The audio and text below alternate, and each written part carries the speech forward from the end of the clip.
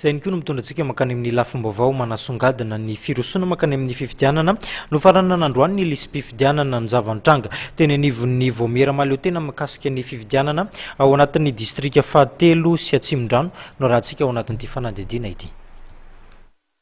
Ny candidat sy ny solotenan'ny candidat ifaninana amin'ny fifidianana izay ho toto-tsaina eto amin'ny firenena. Ny fiarahamonim-pirenena mpanara-maso ny fifidianana no nanatrika ny famaranana ny lisitry ny mpifidy androany teo anivon'ny CED. Ho an'ny distrika fahatelo manokana dia 7,907 ny isan'ny mpifidy ofisialy izay voasoratra anarana ary nizotra araka ny tokony ho izy ny famaranana ny lisitry ny mpifidy.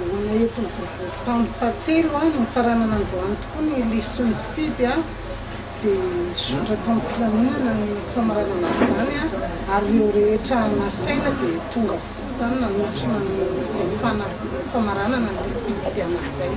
Ny isan'ny mpifidy eto amin'ny Tanatoa izany amin'ny famaranana androany dia 70,297 électeurs. Manerana ny nosy dia mahatratra 13,704,407 tapitrisa mpifidy voasoratra ao anatin'ny lisitry ny mpifidy.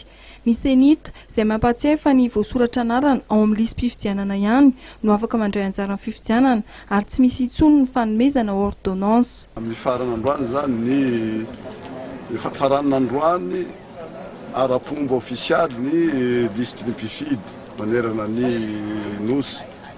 Ka zay olona sanatria ka tsy tafidy tao amin'izao famarana androany izao dia any amin'ny fanavaozana isan-taona hanomboka amin'ny voalohan'ny volana Desambra.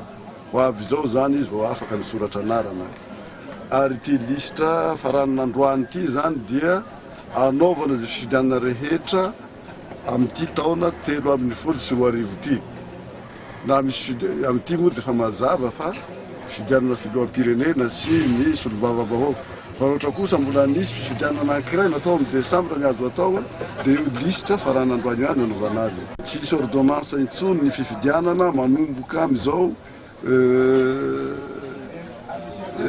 code électoral vaovao zao fa tsisy ny ordonnance.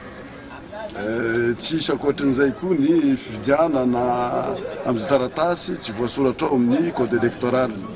Araka ny lalana amin'ny fehiny fifidianana dia tsy maintsy voasoratra amin'ny lisam-pifidianana ary manana kara-panondro sy kara-pifidianana vao afaka mandray anjara amin'ny fifidianana ary ny tsy fahafenon'ny iray amin'ireo antota taratasy ireo dia tsy ahafahana mifidy.